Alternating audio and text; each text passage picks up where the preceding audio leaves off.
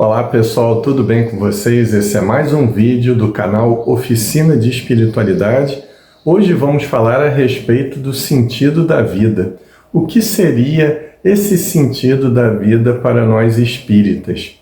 Antes de mais nada, eu vou pedir para você que gosta do meu trabalho, que gosta do canal, dá aquela força importantíssima que é curtir, comentar e compartilhar o vídeo e também se inscrever no canal, para que nosso canal possa crescer e levar o Espiritismo para o maior número de pessoas. Antes de mais nada, eu gostaria de fazer uma divisão. Quando buscamos o sentido da vida, podemos cair em dois extremos: o extremo do moralismo e o extremo da negação. Aquele moralismo que diz que você tem que ser perfeito de uma hora para outra. Aquele moralismo que praticamente te obriga a pular estágios evolutivos, a fingir ser, a simular ser quem você ainda não pode ser. Isso é muito do âmbito religioso. Muitas vezes as pessoas que entram por uma determinada religião pensam ter que se modificar de uma hora para outra, o que é totalmente contrário à evolução humana, ao progresso espiritual humano. Lógico que nós temos que buscar aperfeiçoamento, mas não perfeição.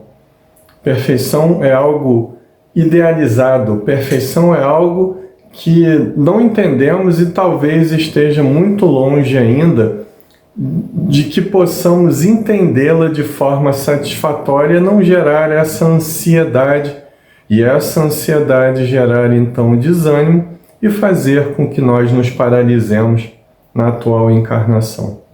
O outro oposto é a negação. É aquela negação de que você não tem que ter código moral e ético nenhum, que você tem que se libertar de normas e regras e viver como você quiser. É um ambiente voltado mais para o ateísmo. Não quero dizer aqui que todo ateu viva dessa maneira. Conheço até muitos ateus que vivem de uma forma muito ética e que desenvolveram para si próprios uma moral independente da religião.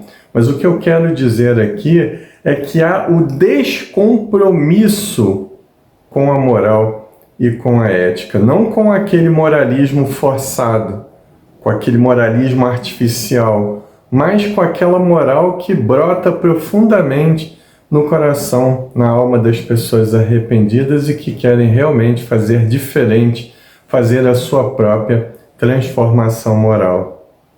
Dessa forma, o Espiritismo é uma doutrina no sentido não de doutrinar, mas doutrina no sentido de um código ético-moral espiritualista. Espiritualista porque prega que há alguma coisa após a morte, que o ser humano, que o espírito existe e sobrevive após a morte. E dentro dessa proposta que é diferenciada, nós temos que fazer algumas considerações a respeito de como surgiu o Espiritismo. Ele surgiu justamente num ambiente moralista e dogmático religioso, na França do século XIX, onde também já havia um progresso muito grande desse descompromisso com a ética e com a moral, dessa tentativa de se livrar de qualquer código de ética que reja a vida em sociedade ou uma distração para a moral que pode nos conduzir para uma vida mais feliz e mais equilibrada. Aí, nesse âmbito, nós vamos ler a questão de O Livro dos Espíritos, que vai nos ampliar o conhecimento a respeito de tal coisa. Pergunta Allan Kardec na questão 799 de O Livro dos Espíritos: de que maneira pode o Espiritismo contribuir para o progresso? E os amigos espirituais respondem: destruindo o materialismo, que é uma das chagas da sociedade. Ele faz que os homens, no caso os seres humanos, as mulheres também, compreendam onde se encontram seus verdadeiros interesses, deixando a vida futura de estar velada pela dúvida, o homem perceberá melhor que, por meio do presente, lhe é dado preparar o seu futuro, abolindo os prejuízos de seitas, castas e cores. Ensina aos homens a grande solidariedade que os há de unir como irmãos. Olha só que interessante essa questão quando vamos contextualizando-a para o vídeo de hoje. Os amigos espirituais dizem o seguinte, que o espiritismo pode contribuir para o progresso dos seres humanos encarnados a partir do momento que ele prova que existe a vida após a morte, já não tem mais aquela dúvida. Essa questão do mundo espiritual já não vem mais velada pela questão religiosa, é uma questão científica, como o próprio Allan Kardec queria. É uma questão onde nós voltamos-nos para a razão, para a lógica, e não simplesmente para uma crença cega. Então o Espiritismo ele dissolve essa dúvida e faz com que nós possamos, a partir do presente, como a própria questão diz, preparar o nosso futuro. Há um grande mito entre as religiões que nós devemos ser felizes após a morte, quando formos por um lugar beatífico, bem-aventurado. Mas o Espiritismo diz diferente, nós podemos ser felizes agora, construindo o nosso futuro de uma forma melhor. É claro que a vida ela tem altos e baixos, tem oscilações, temos problemas, nada mais natural do que isso. Mas o Espiritismo nos mostra a coisa de um outro ponto de vista, do ponto de vista que a vida continua, do ponto de vista da lei de causa e efeito, do ponto de vista de um Deus que é para todos, que não escolhe pessoas que creem ou não creem nele, que tem tal ou tal crença, que acreditam ou não em determinada coisa. É o Deus de todos, é a inteligência suprema, a causa primeira ou primária de todas as coisas. É um Deus para qualquer canto do universo ou dos universos. É um Deus que não faz acepção de pessoas. É um conceito de Deus que nos leva a nos considerarmos como iguais, iguais no sentido de direitos. Portanto, a questão 799, melhor dizendo, ela diz que o Espiritismo pode contribuir com a extinção do preconceito, do orgulho de raça, de classe social. Não é porque você é rico que você é melhor do que os outros, não é porque você é pobre que você merece favores especiais de Deus. Não. Somos espíritos sendo provados, tanto na riqueza quanto na pobreza, através da reencarnação. E é justamente disso que nós precisamos falar também, com o novo sentido da vida que o Espiritismo nos dá através dos seus princípios básicos. Falemos agora da reencarnação, que não é um instrumento punitivo de Deus. Aí nós temos um outro sentido para a reencarnação na obra de Allan Kardec, uma outra significação, uma ressignificação do conceito milenar da reencarnação. É um processo educativo, onde sim, nós estamos sujeitos à lei de causa e efeito, onde nós estamos sujeitos sim à justiça divina, mas lembrando que justiça divina não é vingança.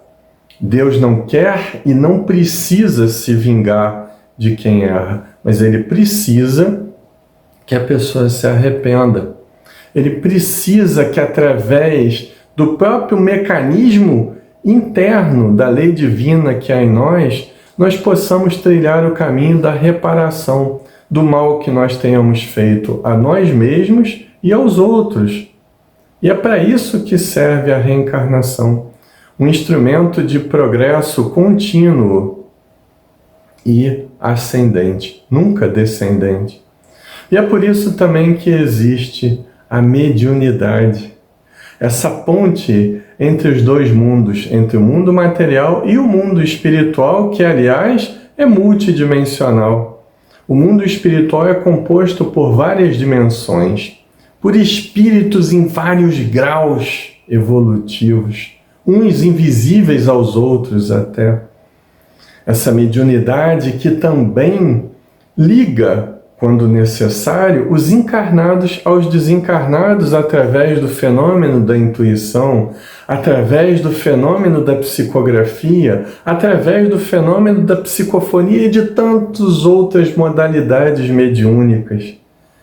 Dessa mediunidade que é capaz de fazer de nós seres interdimensionais, ou seja, que podemos estagiar em várias dimensões ao mesmo tempo. Um exemplo, quando eu penso num bom espírito e peço ajuda a um espírito bom, a um espírito superior, eu estou elevando o meu pensamento a outras dimensões para que esses seres sensibilíssimos às vibrações dos encarnados, muitas vezes até com laços particulares de amizade por nós, possam receber então essa rogativa, essa evocação da minha alma.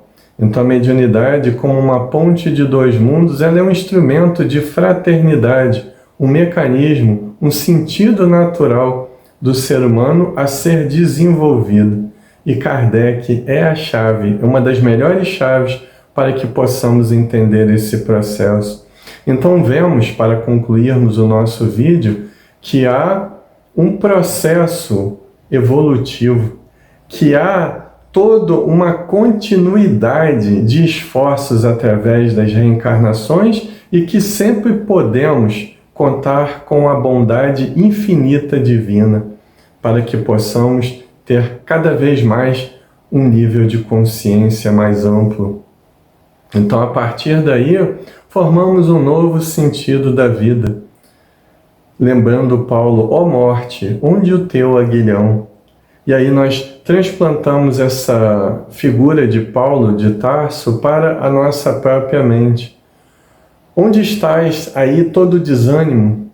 Onde estão aí todo o processo de ansiedade, todo o orgulho, toda a vaidade, quando eu posso, de forma serena, trabalhar para que esses demônios internos, esses vícios, esses sentimentos menos nobres, possam gradativamente se extinguir dentro de mim. Aí fica a proposta espírita da ressignificação da vida através do conhecimento do mundo espiritual, da lei de causa e efeito e também da importância da transformação moral ou autotransformação. Se você gostou desse vídeo, curta, comente, compartilhe, inscreva-se no canal para que ele possa chegar ao maior número de pessoas possível nessa plataforma e pela internet como um todo. Meu nome é Marcelo Furtado, esse é o canal Oficina de Espiritualidade. Te agradeço muito por ter chegado até o final do vídeo comigo. Boas reflexões e até o próximo vídeo. Abraço a todos.